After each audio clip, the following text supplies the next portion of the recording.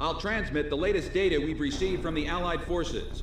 According to this, the dam is protected by an intensive anti-aircraft defense network. To deal with this, the Allied squadron will draw anti-aircraft fire to itself in the skies. Meanwhile, GOM Team will join the Allied squad's Avalon Dam strike team and approach the target at low altitude through the canyon. That's the only way we stand a chance at succeeding. If you destroy the V-2 launch control facility, you should be able to stop the weapon from being fired. The V-2 will probably be equipped with a nuclear warhead. The destruction caused by its single warhead will most likely dwarf the damage inflicted by that tactical nuclear attack before. All the Allied forces will be mobilized for this full-scale operation. It seems this war doesn't want to come to an end. We must stop the V-2 launch. Hurry!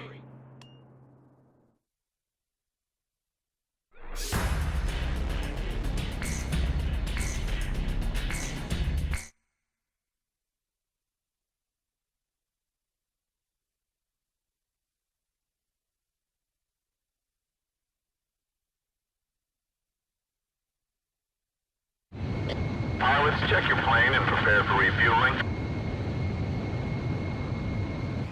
1 mile to refueling craft.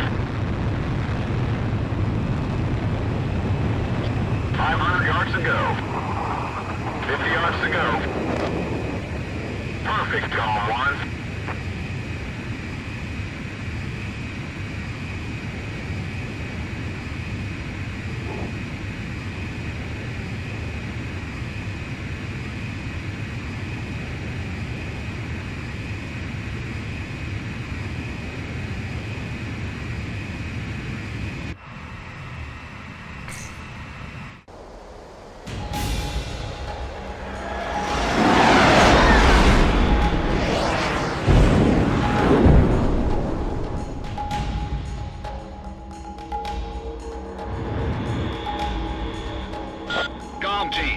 To the water on your approach to Avalon.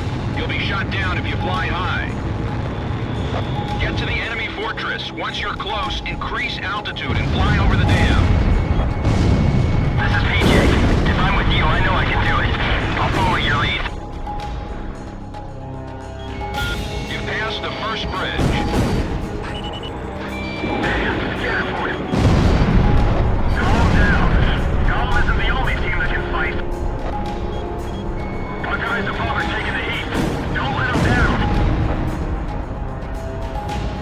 You've passed the second bridge. My left wing's hit. Sorry. Savage 4 pulling out. Joker 1's down. 10 planes left. Joker 4 disengaged. 9 planes left.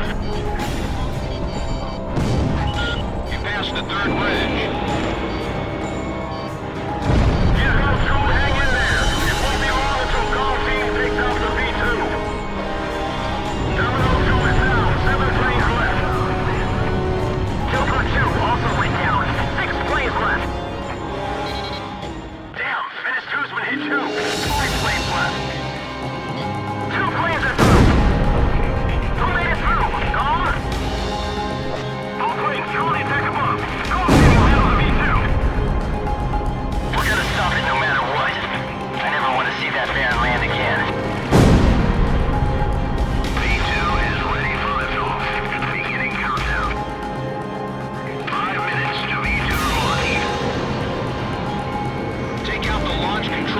Before barriers close up and cover their facilities. There are 3 launch control devices positioned at the base of the dam. Destroy them all.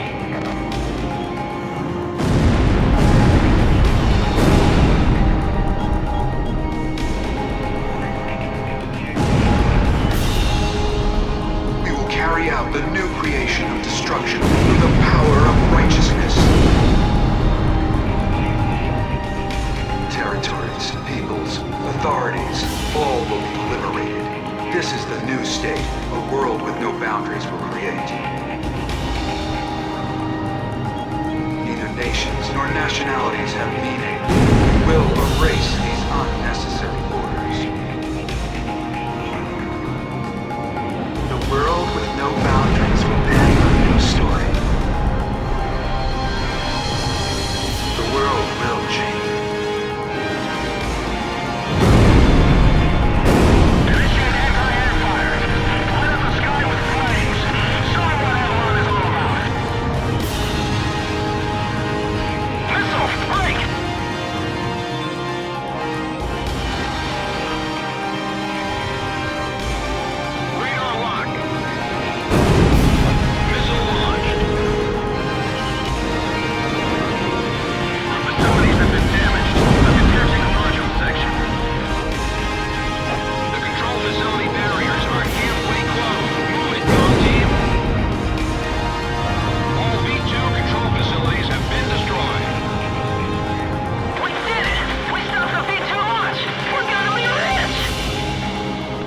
we're confirming the situation. Cypher, PJ, stand by.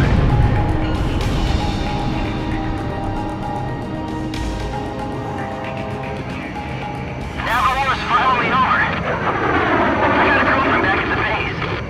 I'm gonna propose to her when I get back. I even bought flowers. Warning, unknown target approaching at high speed. Hurry, hurry! Ah! Dang it!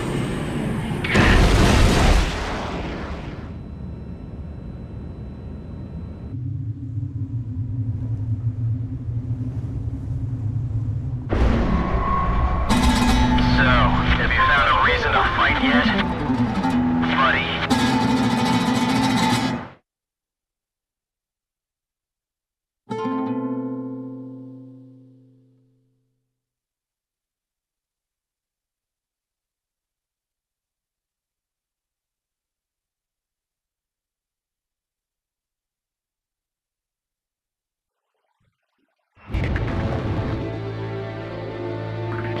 Confirmed reactivation of nuclear silo. Comm team, continue your mission. Engage.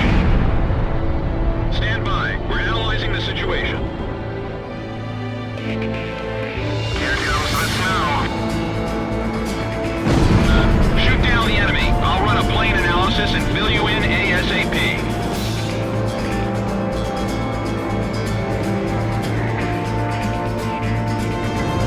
Those who survive a long time on the battlefield start to think they're invincible. I bet you do too, buddy.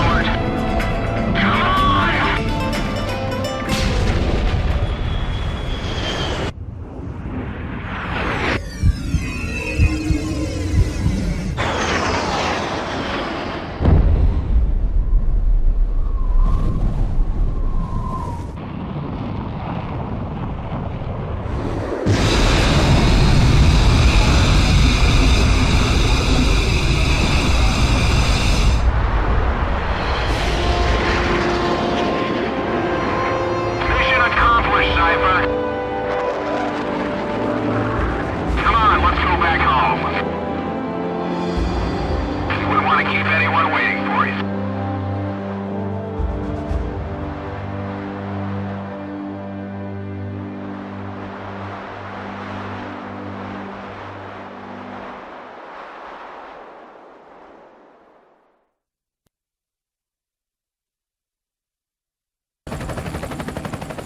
So this is the hidden truth about the war.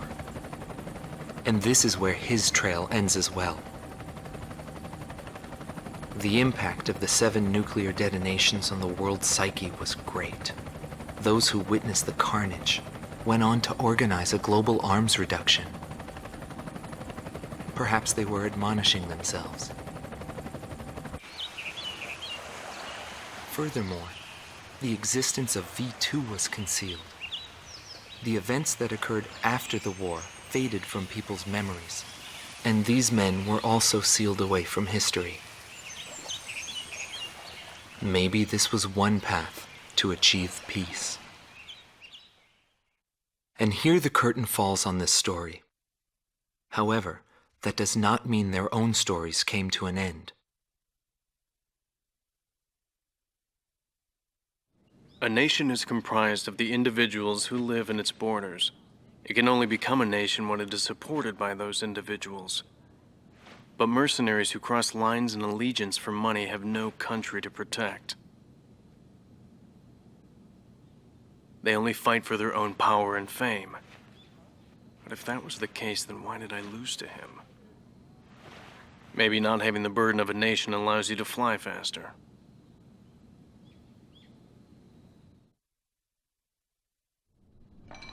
I bailed out and landed here. The captain was gone. I've lived a comfortable life since then, and I probably have him to thank for that.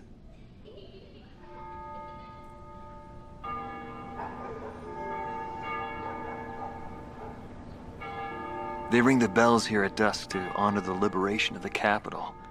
It signals peace, but to me, they are the sounds of death.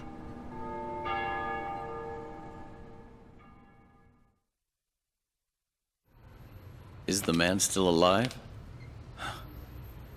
Though I guess it's hard for bad guys like us to die. The real heroes always manage to die first. But guys like him, Solo Wing, and me, we live the rest of our lives in hell. But then again, being alive is proof that we were good.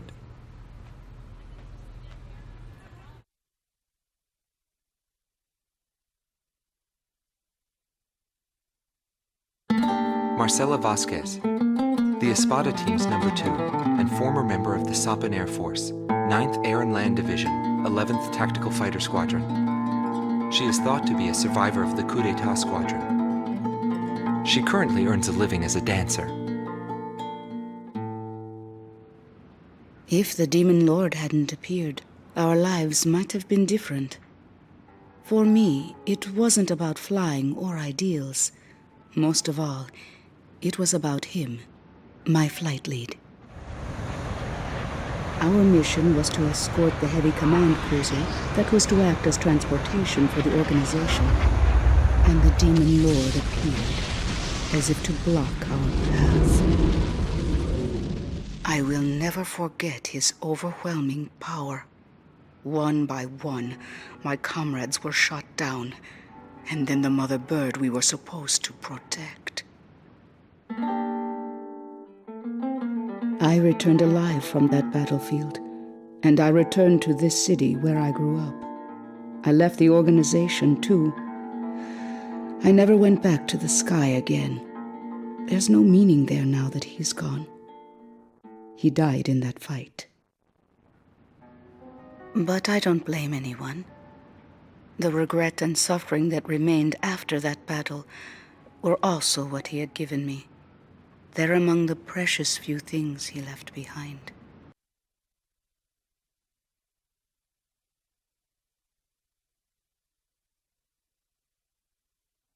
Anthony Palmer, former lieutenant of the Ocean Air Defense Force, 8th Air Division, 32nd Tactical Fighter Squadron.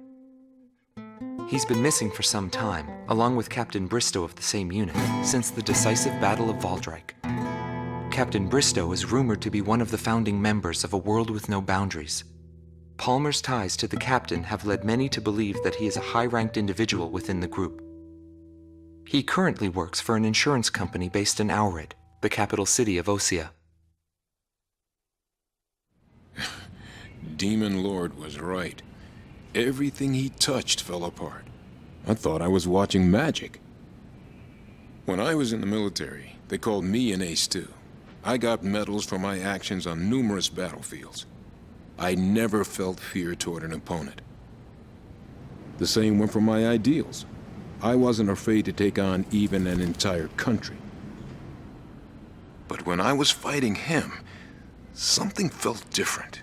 At first, I didn't know what it was. It wasn't until I noticed my hands shaking on the flight stick that I realized. It was fear. It's embarrassing, but once I felt that, I couldn't fly anymore. I felt guilt toward my companions at the time. There's always a war somewhere, and I'm sure he's on some battlefield somewhere fighting even now. He'll always have a place to live.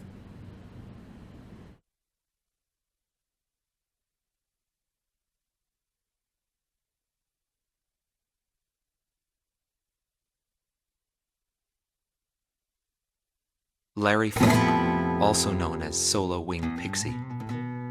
GALM Team's number 2, and member of the Ustio Air Force, 6th Air Division, 66th Air Force Unit. That's right. This man was his buddy, and his enemy. I should have died that day, but I didn't. I dragged my wounded body and reached ground zero of the nuclear detonations.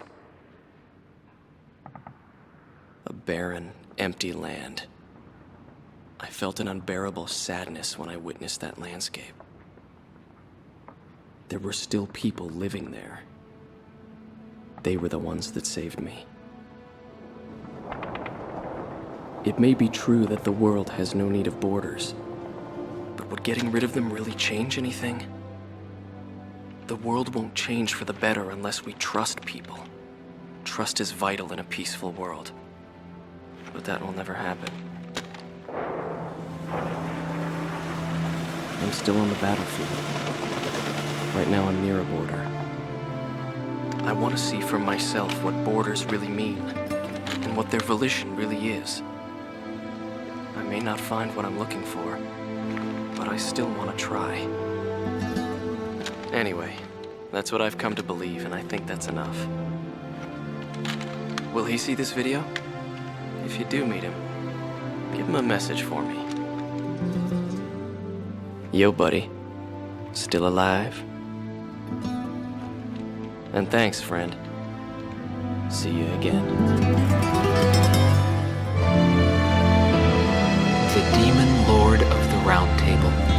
A warrior who soared through the Balkan War, inspiring both fear and admiration. His presence filled the skies for but a few short months before he disappeared. Apart from that, nothing is known about him. I was never able to find out what kind of a person he really was. But whenever they talked about him, they always had a slight smile on their faces. That, perhaps, may be my answer.